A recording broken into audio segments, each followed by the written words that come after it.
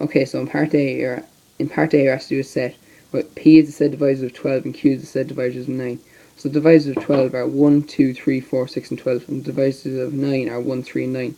So the common ones are 1 and 3. So what's left over in P is 2, 4, 6 and 12, and what's left over in Q is 9. So that's what you get there.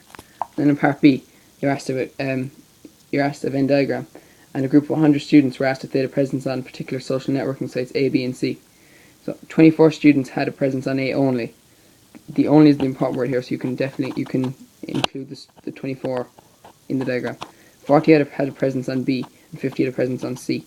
Those 40 and 50 go outside the diagram in brackets as the total number in the sets B and C. 14 students had a presence on A and B but not C, so you include that in the diagram. And 18 had a presence on A and C but not B. You include that in the diagram. 8 students had a presence on B and C but not A, so you include that in the diagram as well. And said 4 students didn't have presence on any of the websites, so that's included on the outside of the diagram. And you're told that X is the intersection of all 3 sets, so that, i.e. the set where students are on all 3, or how many students are on all 3 sites.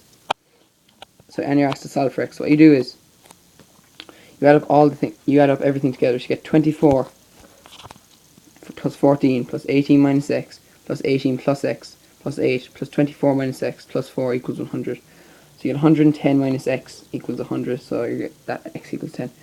Part 2 is you're asked to calculate the ratio of students with a presence on B only to the students with a presence on C only. So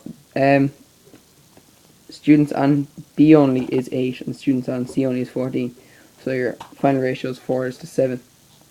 So in part C, it's a compound interest question. And you're asked €2,000 was invested at R% for 2 years compound interest. A tax of 25% was deducted each year from the interest gained. At the end of the first year, the interest amounted to 2,030 after tax was deducted.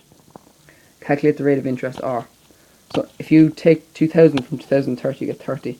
And this is the interest that the person got on extra onto their account.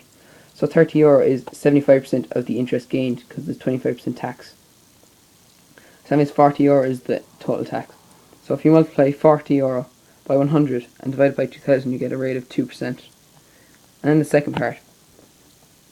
2,030 is the original amount, so you multiply by 1.02 because 2% is the tax rate. You get 2,070.6.